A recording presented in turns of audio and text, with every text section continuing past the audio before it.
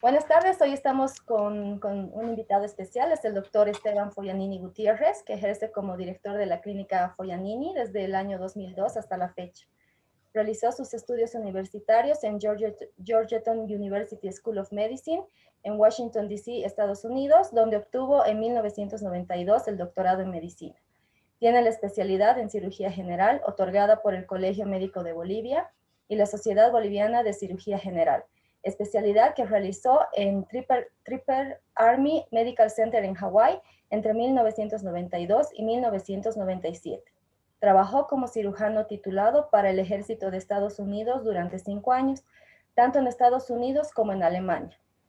En 1998 completó la certificación y en 2008 la recertificación como especialista en cirugía del American Board of Surgery, entidad regulatoria de Estados Unidos. Actualmente mantiene vigente su licencia médica en Bolivia y en Estados Unidos. Es miembro de sociedades profesionales de renombre internacional como American College of Surgeons, que es el Colegio Americano de Cirujanos, y de la Sociedad Panamericana de Trauma. Previamente fue gobernador para Bolivia del Colegio Americano de Cirujanos y secretario ejecutivo de la Sociedad Panamericana de Trauma. Actualmente es miembro del Comité de Trauma del Colegio Americano de Cirujanos, jefe de ATLS Bolivia y presidente electo de la Sociedad Panamericana de Trauma. Forma parte también de la American Society of Metabolic and Bariatric Surgery, que es la Sociedad Americana de Cirugía Metabólica y Bariátrica, y la Federación Internacional de Cirugía de la Obesidad, IFSO. Buenas tardes, doctor. Un gusto tenerlo. Muchas gracias por el tiempo y por, ayudarnos y enriquecer esta edición que estamos celebrando de Mejores Clínicas en Bolivia. Muchas gracias. Es un verdadero placer poder compartir con ustedes y con toda la audiencia. Y espero que esto sea de mucho beneficio para los oyentes. Así será. Bueno, empezamos. ¿Cuáles son los retos estructurales del sistema sanitario en Bolivia? Bueno, los problemas que vamos viviendo en Bolivia ha sido uno de crecimiento de infraestructura y como creo que una de las cosas que hemos buscado como Clínica Foyanini es crear un ambiente donde se provee una medicina de primer nivel, comparables con los países vecinos, y yo siempre apuntando un poquito más hacia el norte y queriendo replicar mi experiencia de Estados Unidos. También buscar que se forman profesionales muy buenos. Muchos bolivianos salen del país a hacer su formación, sea tanto en la parte médica o posteriormente en la área de especialidades. Y el anhelo de la institución es que estos bolivianos, y respectivo de qué departamento sean, ya regresen, idealmente que regresen a trabajar y poder ejercer como médicos dentro de la clínica Foyanini. ¿Ya? Y también buscamos innovaciones tanto en la parte tecnológica, porque la medicina ha cambiado mucho desde... Mi padre regresó aquí el año 75 también de Estados Unidos y la tecnología a nivel médica era muy básica. Hoy en día la tecnología pasa a ser parte fundamental de muchas atenciones, no de todas, pero muchas atenciones. Entonces, como institución siempre estamos queriendo estar a la vanguardia ya con la innovación tecnológica. Perfecto. Un poco en base a lo que me decía, ¿cuáles son las innovaciones y transformaciones que ha ido sufriendo el sistema sanitario en este último tiempo? Sobre todo tomando en cuenta que desde el año pasado estamos viviendo en una pandemia. Sí, es una pregunta muy importante. A ver, la primera noticia de la pandemia comenzaba a circular a nivel mundial. Algo se tocó en diciembre, pero no fue noticia mundial. Fue realmente en enero del 2020, en febrero del 2020, que comienza a impactar más en temas de Bolivia. Entonces, desde un inicio, el personal de la clínica Foyanini, y quiero destacar el trabajo del doctor Rodolfo Quiroz. El doctor Quiroz fungía de gerente general en esa época y es infectólogo que trabajó mucho tiempo en el hospital italiano, en el hospital austral de Argentina. Y él tomó el liderazgo con el resto del personal médico y se comenzaron a revisar toda la evidencia que iba surgiendo, primero de China y posteriormente de Europa, para ir desarrollando protocolos e ir entendiendo qué era la evidencia en su momento. Entonces, mucho antes que llegara la pandemia a Santa Cruz y a Bolivia, la clínica ya comenzó un proyecto formal de capacitación de su personal médico, de capacitación de las enfermeras, y comenzar a desarrollar el protocolo de cómo íbamos a manejar estos pacientes. Se comenzó a preparar ya la institución para lo que se venía, y se venía algo que nosotros no sabíamos cuál era la magnitud. Y estos protocolos son protocolos vivos. ¿Y qué implica eso? De que estos protocolos se han ido modificando dependiendo de la evidencia que va surgiendo, porque esta es una enfermedad nueva. Entonces, cosas que pensamos que servían en un momento, después de un tiempo nos damos cuenta que no servían o en algunos casos inclusive podían haber sido dañinos. El ejemplo está hidroxicloroquina y acitromicina, y específicamente hidroxicloroquina, nosotros lo evaluamos en un principio basado en la evidencia y prontamente nos dimos cuenta de que era nocivo, y por suerte no tuvimos ni un paciente que tuviera un evento asociado a eso, pero en un hospital en Brasil fue muy notorio, salió un estudio publicado mostrando las complicaciones asociadas a la hidroxicloroquina. Entonces quiero resaltar que la clínica siempre estuvo muy activo y nos manejamos basado en las guías internacionales y grupos profesionales que presentan las mejores prácticas en este sentido. ¿Qué otra innovación hicimos? Mucha gente desconoce, pero la clínica ha sido muy activa en participación con otros temas, con el CEDES, con la gobernación. La misión de la clínica siempre ha sido apoyar a la parte pública a través de distintos mecanismos, y aquí con el COVID no fue distinto. Nosotros iniciamos reuniones con el doctor Oscar Berend en su momento, con el doctor Joaquín Monasterio y el resto del plantel de sedes, indicando qué eran las cosas que se habían innovando en la clínica y qué pensamos que nosotros eran las mejores prácticas en estos sentidos. Inclusive llegamos a hablar en su momento con la presidencia del país y trabajamos con el ministro de Salud indicando qué eran las cosas qué eran las recomendaciones que nosotros damos y qué habíamos visto que estaba funcionando dentro de la atención a los pacientes en la clínica.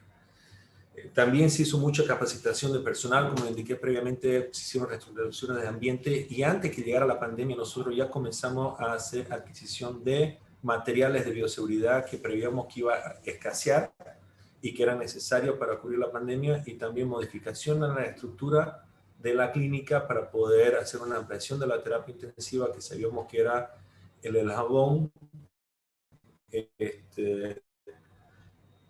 más débil dentro de la cadena, que era lo que más iba a faltar, y eso implicó contratación de personal, tanto médico como enfermería capacitada, y también adquisición de equipos, y fueron los momentos, las transformaciones que sufrimos durante este periodo. ¿Cuál cree que ha sido el papel que ha jugado la clínica durante todo este tiempo de crisis sanitaria? Bueno, desde su creación la clínica ha asumido una posición de liderazgo. La primera terapia intensiva privada en Santa Cruz fue de la clínica Foyanini, la primera terapia neonatal privada de Santa Cruz fue de la clínica Foyanini, las primeras cirugías laparoscópicas se hicieron en la institución, la forma de trabajo de la terapia intensiva, la forma de capacitación del médico de la emergencia, distintos cursos de capacitación para médicos generales, como decir la ACLS, que para un curso que da la Asociación de Cardíaca, American Heart Association, la Asociación de Cardiología Americana, o ATLS, que es para trauma. Son cosas que viene innovando la clínica, y es decir, nuestro propósito de seguir creciendo como institución y siempre ser innovadores. Aparte de eso, nosotros tenemos un compromiso muy serio con nuestros pacientes, sean pacientes de otros seguros o particulares, o también con los pacientes que vemos a través de Vitalia. Una de las cosas que vimos como innovación en este momento era que las personas tenían miedo o temor de acercarse a las instituciones hospitalarias. Estaban circulando memes que indicaban de que uno no debería ir a un hospital porque eran áreas de riesgo para contagio del COVID, ¿ya? Y esas son información absolutamente falsa, y después voy a expandir un poquito en eso, pero la innovación que generó la clínica para poder seguir proveyendo atención a a su cliente fue telemedicina. Nosotros manejamos, que yo sepa, la única institución en Santa Cruz, y estimo que en Bolivia, que maneja todo un sistema de historia clínica electrónica, tanto en la parte de consultorio como también en la parte de hospitalización.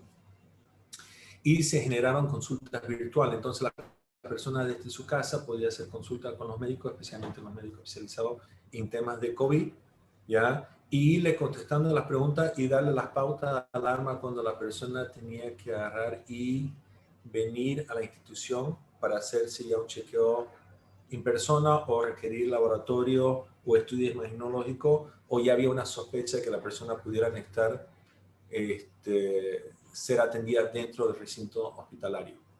¿Ya? Y como expresé previamente, también trabajo conjunto tanto con la gobernación y con el gobierno nacional, ya compartiendo nuestra experiencia y buscando de qué forma podíamos ayudar a mitigar la emergencia sanitaria. ¿Ya? ¿Qué protocolos de seguridad y bioseguridad han implementado durante esta pandemia? Sí, como explicaba, nosotros comenzamos con protocolos en la institución, y algunos de estos protocolos, a ver, ¿qué es un protocolo? Es una lista de cómo atender ciertas cosas o qué hacer en una cierta situación. Ejemplo, era protocolo cirugía. Entonces, ¿cómo medimos, qué hacemos para traer un paciente a quirófano y que sea de una forma segura tanto para el paciente, ¿ya? Y que sea seguro para el personal que está atendiendo a estos pacientes? Y eso implicaba cómo preparamos los ambientes, en qué momento se administra anestesia general, quiénes están presentes durante la anestesia general. Como esto es un virus respiratorio, el momento que uno inicia una cirugía y tiene que poner un tubo en un paciente, que se refiere a anestesia general, hay un riesgo al personal médico que está asistiendo. Entonces, desarrollamos todos protocolos basados en evidencia de qué eran las mejores prácticas para proteger al personal médico.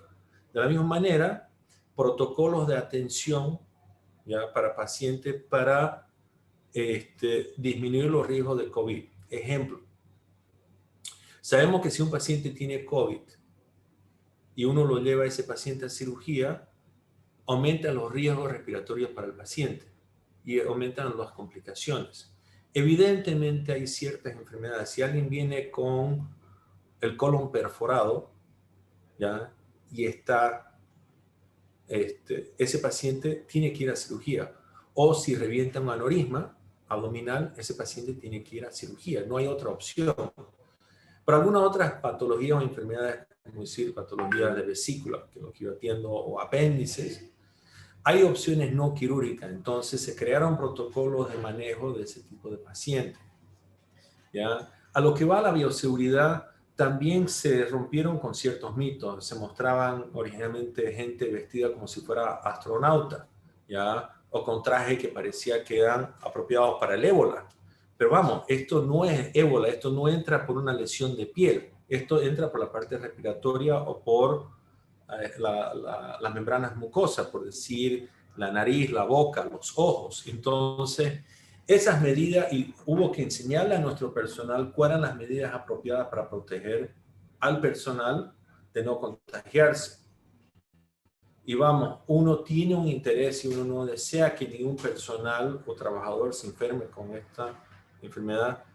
Y creo que estoy en lo cierto de que hubieron personal que se enfermaron de la clínica, pero ninguno de los trabajadores propios de la institución falleció debido a esta enfermedad. Y eso me siento muy contento. Quisiera que nadie hubiera fallecido por esta enfermedad, pero de nuestra familia inmediata dentro de la institución, por suerte todo el mundo se mantuvo sano en ese sentido. Pero la implementación de los equipos de protección personal era muy importante, tanto para proteger a nuestros pacientes, a nuestro personal, pero también vale resaltar que es para proteger a los pacientes. Hay que usar un uso racional de equipo de protección, ¿ya?, para evitar dar contagios secundarios al paciente. Y eso se ha visto en algunas instituciones donde hay una alta incidencia de infecciones cruzadas. En la clínica se ha cuidado mucho ese tema y eso ha conllevado a que la mortalidad asociado al COVID en la clínica Foglianini reflejan números inclusive mejores de lo que son reportados en Estados Unidos y diría que mucho mejores que los reportados en otros países limítrofes. ¿Ya? Y eso tiene que ver con la implementación de protocolos, con el uso adecuado de equipo de protección personal, con algunas medidas de protección del paciente para evitar infecciones secundarias, como decir, circuitos cerrados para aspiración de paciente, que han sido cosas que nosotros hemos implementado aquí para disminuir los riesgos de infecciones secundarias en nuestros pacientes y en ende eso ha ayudado a disminuir la mortalidad y hacer que los resultados en nuestra institución son mucho mejores que muchos países más desarrollados, como decía, inclusive en Estados Unidos. ¿Qué retos han tenido que enfrentarse durante toda esta crisis sanitaria? Ha sido, creo que para todo el mundo, el 2020 y el 2021 han sido años tremendamente difíciles. Para el equipo propio de la clínica, para los médicos, para la enfermera, pero para todo el personal ha sido un año muy, muy duro. Han sido 2 años muy duros. Específicamente tuvimos que, como veíamos que iba a haber un aumento de requerimiento de terapia intensiva, eso conllevó a que teníamos que contratar más personal porque sabíamos que el sistema, cuando hablo del sistema no hablo solamente de la clínica, sino todo el sistema de salud de Santa Cruz, no contaba con la cantidad de camas de terapia intensiva que iba a requerir para esta pandemia. Y nosotros reconocimos que era parte de nuestra misión tratar de dar toda nuestra parte para tratar de resolver el déficit de camas. Eso conllevó a tener que expandir nuestra terapia intensiva a niveles que antes no estábamos pensados. Eso requirió inversiones importantes en infraestructura y más que nada en equipamiento. Y lo más esencial, y lo que la gente a veces se olvida, es la parte de recursos humanos, personal. Médicos y enfermeras especializadas, enfermeras con experiencia y capacidad en terapia intensiva, que es distinta que la enfermera habitual, ¿ya? Y médicos apropiadamente entrenados en terapia intensiva. Fíjese que Estados Unidos, que es un país que tiene tantas posibilidades, es un país tan rico, me comentaba un amigo que trabaja en un hospital en Nueva York, que un médico de terapia veía 50 pacientes. Y eso es casi imposible. Entonces lo subdividían y hacían que médicos que no eran terapistas estaban encargados entre 12 a 15 pacientes. Entonces 4 médicos reportaban al terapista. Nosotros hicimos como objetivo de que todos los médicos que atienden en la institución, en la clínica Foglianini, dentro de la terapia intensiva, son terapistas con formación de terapista. Y nunca excedimos 8 pacientes por terapista. Encima de eso, siempre tuvimos residentes de terapia intensiva que apoyaban y también el mismo, la cantidad de enfermeras por paciente. Y creo que tener personal especializado de ese índole y de esa capacidad conllevó que la incidencia de sobrevida ya sean tan altas en la clínica y que la mortalidad haya disminuido tanto en relación a otras instituciones. Pero esos fueron retos muy duros que tuvimos que afrontar, fue de trabajo muy arduo y de traer a personas para agarrar y dar la mejor atención posible dentro de este medio. ¿Cuáles crees son los desafíos que les va a tocar encarar post pandemia? La gente piensa que con la vacunación la pandemia se acabó. Desafortunadamente, creo que esto va a durar todavía un tiempo. Quisiera que fuera como la fiebre española, que parece que después de devastar el mundo durante 3 o 4 años, de repente paró y volvimos a la normalidad. Creo que eventualmente vamos a volver a la normalidad, pero va a llevar un tiempo de transición. Pensar que porque ya se está vacunando a las personas en Bolivia o en el mundo, que esto va a acabar y de que a 3 meses, 6 meses vamos a estar en nuestra vida habitual, creo que no es la realidad. La otra cosa que vamos a tener que afrontar como institución, durante la pandemia las personas se asustaron mucho de recibir atención médica. Hasta ahora vienen los pacientes a la consulta y vienen con cierta aprensión, tienen un miedo de contagiarse dentro de la institución. Y volvemos a los memes. Muchos memes son falsos, muchos memes son malignos, muchos memes dan información equivocada y lo único que hace es aumentar la ansiedad en las personas y hacer que las personas cometan errores graves, porque creen eventualmente lo que ven o por las redes sociales o lo que reciben a su celular. ¿Y qué se ha visto a nivel mundial? Las personas, por ese miedo de contagio del COVID, ¿ya? Y pensando que los hospitales o las clínicas son áreas de contagio, no van a atenciones médicas. Y su salud se ha deteriorado o ha sido afectada. En Estados Unidos se reportó. Y Nueva York, a los puntos más altos de su crisis con COVID, disminuyeron la cantidad de infartos que llegaban a los hospitales. Y después cuando se dieron cuenta era porque la gente simplemente se moría en casa. O sea, dése cuenta, la gente se moría en su casa por temor de ir al hospital. Hubo un reporte en New York Times, una doctora indicaba de una paciente que tuvo un accidente cerebrovascular, o sea, hizo un coágulo, obstruyó una arteria en el cerebro y tuvo un déficit neurológico. Y esta persona optó no ir al hospital por temor al COVID. Y recién fue al otro día. Esos tratamientos hay que instaurarlos dentro de 6 a 8 horas, ya para disolver ese coágulo y que el paciente tenga una recuperación neurológica. Esta persona apareció 24 horas después, la doctora dice, ya no la podía tratar, ya no podía resolver su problema y para colmo la paciente era PCR positiva, ya tenía COVID.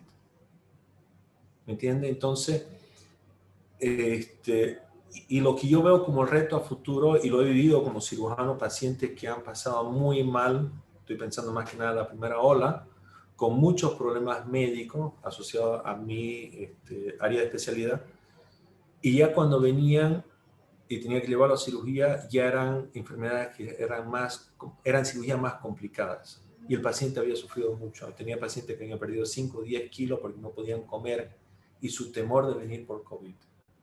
Entonces, la recomendación es que la gente tiene que atenderse la parte de salud. Hay gente con cáncer que no ha hecho atenciones de cáncer, que no ha hecho su quimioterapia, que no se han sometido a la cirugía requerida y eso eventualmente le va a pasar factura. Entonces, los desafíos es que la gente tiene que aprender a convivir con el COVID, a aprender a cuidarse, a cortar todos estos mitos y falsedades que se dan por las redes sociales y volver a las atenciones preventivas o cuando tiene una molestia reconocer que debe acudir al hospital para recibir una atención apropiada, ¿ya? Y precoz antes que las cosas se compliquen.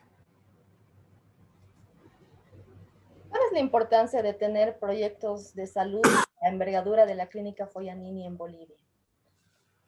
Bueno, desde un inicio la clínica siempre ha sido pionera. Mi abuelo también fue médico, mi padre fue médico. Mi abuelo se fue en los años 20, regresó a Italia, se formó ahí y después regresó a Bolivia por el amor que tiene a esta tierra, ¿ya? Y trajo las innovaciones y las cosas que ha aprendido en Italia y posteriormente en Argentina para contribuir a la parte médica aquí en Santa Cruz, en Bolivia. Mi padre se formó en Estados Unidos y hizo lo mismo. Entonces, cuando mi padre comienza la clínica hace casi 40 años, él siempre apuntó a traer las cosas que había aprendido de afuera. Cuando yo regreso en 2002, después de haber hecho toda mi carrera en Estados Unidos, vuelvo con la misma visión. Entonces, la clínica siempre ha sido un centro de innovación. La clínica Foyanini y nuestra visión siempre ha sido apuntar a los países vecinos, hablo de Argentina, Chile, Brasil, y ver cómo podemos llegar a los niveles de excelencia de las instituciones de excelencia en esos países y eventualmente me gustaría llegar a los niveles de excelencia europeos y norteamericanos. Pero ese desarrollo continuo ha hecho que las otras instituciones tengan que imitarnos si quieren, ya en el buen sentido, y que ellos sean más competitivos también. Ha llevado a la generación de otras terapias intensivas. privadas. Ha llevado a innovación en la parte de cirugía, el avance, por decir, de la cirugía laparoscópica, por la inclusión de nuevas tecnologías, como si resonancia, medicina nuclear, tomografía avanzada, la parte de hemodinamia, cirugía cardíaca, neurocirugía avanzada. Esas innovaciones que viene dando la clínica y ha hecho que otras instituciones vayan también haciendo. Es cierto que otras instituciones también han hecho innovaciones y la clínica ha seguido también por ese camino. Entonces esa competencia ha sido muy sana, pero siento que la clínica ha sido líder y ha hecho de que la medicina global en Santa Cruz haya mejorado, a modo que la clínica cada vez mejora y mejora, hace que todas las demás vayan creciendo y mejorando conjuntamente. Y un tema de competencia. Entonces, eso es un gran aporte de la clínica en lo que es la salud en Santa Cruz y en Bolivia. La otra cosa es que nosotros hemos traído cursos, le mencioné la ACLS, la TLS, que son cursos que se dan habitualmente en Estados Unidos y a nivel mundial. Y la intención nuestra ha sido de capacitar a médicos en todo el país. Puedo hablar muy cerca de la ATLS, del cual soy el jefe. Lo hemos dado en cada departamento del país. Tenemos instructores de ATLS en cada departamento del país. Eso ha ayudado a la mejora en la atención de trauma a nivel de Bolivia, de entender conceptos básicos de atención de pacientes politraumatizados, que pasó a ser la primera causa de muerte en personas entre el primer año de vida hasta los 44 a nivel mundial, y es de las primeras causa de muerte en Bolivia, de gente por debajo de los 50 años. Entonces, esas innovaciones, ese deseo de compartir experiencias, ese deseo de mejorar la medicina, no solamente en nuestra institución, sino en Bolivia, ha contribuido a la mejora en atención en lugares alejados de Santa Cruz y alejados de nuestra propia institución. Entonces, esas son las cosas que nosotros venimos haciendo ya hace 40 años. ¿Ya? ¿Qué otros proyectos se han ido gestando y consolidando a partir de la clínica? Sí, dentro de estas ideas reconocemos, hay un tema de certificación. Nosotros en la clínica, los últimos 10 años nos pusimos un proyecto de certificación, de recibir una certificación internacional. ¿Y cuál es la importancia de tener una certificación internacional? Que te obliga como institución a ser autocrítico, ver formas de mejoras continuas, de ver formas de protección al paciente. ¿Qué quiero decir con eso? Los certificados internacionales lo que buscan es que vos seas un lugar seguro de atención al paciente.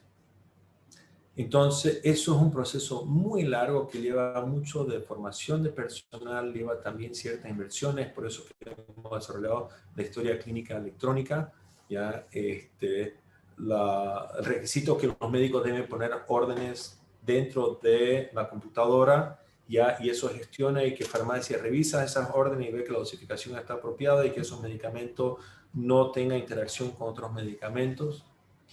Y son parte del requisito para llegar a un certificado internacional. Ya hace varios años tenemos el certificado de ITAES, que es una organización que está en Argentina, pero que está bajo el umbral de una empresa que está en Irlanda. Entonces es uno de los certificados internacionales. La clínica ha llegado a eso. Estamos en el proceso ahora de hacer la recertificación, porque no es suficiente certificarse, sino estar con la fase continua de recertificación, y eso implica de que nosotros tenemos que demostrar que hacemos mejoras continuas y que tomamos las medidas apropiadas a estándares internacionales para garantizar la seguridad del paciente, ¿ya?, en todos estos temas. Entonces, esas son las cosas que la clínica viene haciendo, y esperaríamos que otras instituciones también nos lleguen a invitar en ese sentido, porque eso, de nuevo, elevaría la atención médica en todo, en nuestra ciudad, y esperemos que en el resto de Bolivia. ¿Cuáles son las proyecciones que tienen para este 2021? Bueno, desafortunadamente yo estaba esperando que el 2021 iba a ser distinto al 2020, pero es un poco de lo mismo. Es difícil proyectar ahorita grandes crecimientos, grandes cambios. Creo que vamos a seguir en la pandemia durante todo el año. inclusive países que tienen tasas de vacunaciones altas, como decía Israel, el Reino Unido, Estados Unidos, no se ha vuelto a la normalidad. Puedo hablar teníamos proyectos de hacer congresos internacionales, como indicaba, soy presidente electo de la Sociedad Panamericana de Trauma, teníamos un congreso grande previsto para Brasil, los disertantes americanos saben que no pueden viajar a Brasil, todos esos proyectos se van anulando, y lo mismo pasa con la clínica. Creo que vamos a seguir tratando más que nada un buen porcentaje de COVID. Obviamente seguimos atendiendo y la mayoría de nuestros pacientes son no COVID y los mantenemos aislados, pero no va a haber gran cambio en 2021. Creo que recién entrando 2022 o potencialmente 2023 es que vamos a estar comenzando a salir de esta pandemia, pero solamente el futuro lo dirá. ¿Y cómo ve a la clínica de aquí a unos, no sé, 10 años? ¿Cuál es la visión? Mi visión es que siga el crecimiento. Como expresé previamente, mi anhelo es que la clínica sirva como un faro para atraer a los compatriotas bolivianos, ¿ya?, que se hayan formado afuera, o los mejores profesionales dentro del país que vengan a trabajar a la clínica y darle un lugar donde ellos puedan trabajar, especialmente los que se han formado afuera, dentro de un sistema que se asemeja a lo que ellos han vivido en los países de formación. Eso lo he visto en Brasil, lo he visto en Chile, que muchos médicos chilenos, brasileños y también argentinos salen por de su país. Colombia es otro gran ejemplo de eso, y regresan porque tiene una estructura donde poder trabajar, ya, porque el médico lo que busca muchas veces es tener los recursos, estar en un ambiente donde él se siente cómodo, él o ella se siente cómodo y tiene la capacidad de trabajar de forma segura. Y creo que la misión nuestra como Clínica Foyanini es darle eso al colega, ya, un lugar de trabajo que sea seguro, donde pueda realizarse y donde pueda dar la mejor atención que esté a su disposición.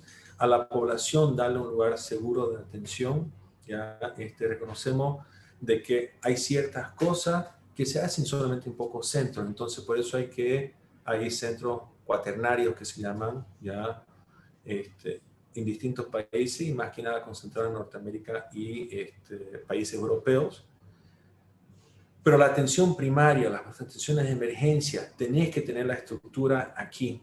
Tenés que poder resolver un problema que pone en peligro la vida del paciente en esa primera media hora, en esa primera hora, esas primeras 5 horas. Más temprano hablé de los temas de accidentes cerebrovasculares y estoy muy orgulloso de decir que la clínica, a través del doctor Mario Camargo y el doctor Juan Pablo Mérida, que fueron a Chile con apoyo de la clínica, volvieron y crearon un sistema que se llama UTAC, que es la urgencia, ya, bajo el accidente cerebrovascular. Esas innovaciones las que busca hacer la clínica. Entonces se comenzaron esos tratamientos con respuesta muy favorable de pacientes que hubieran quedado con secuelas neurológicas, y por esta innovación y estos empujes de la clínica, estos tratamientos que eran modernos dentro de los países limítrofes ya se pudo aplicar dentro de Bolivia a beneficio de nuestra población. ¿Ya? Entonces, la clínica va a seguir creciendo, la clínica va a seguir innovando, la clínica va a seguir en un proceso continuo de mejora.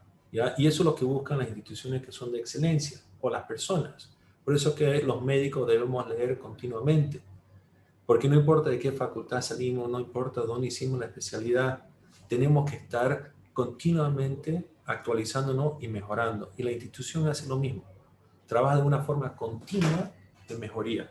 Y esa es la visión para los próximos 5 años. Implica nuevos médicos, mantener los médicos de excelencia, innovaciones continuas en la parte tecnológica y dar nuevas ofertas a nuestra población. Dentro de esto quiero resaltar también que ha regresado la hija de un colega, Mariela Avilés.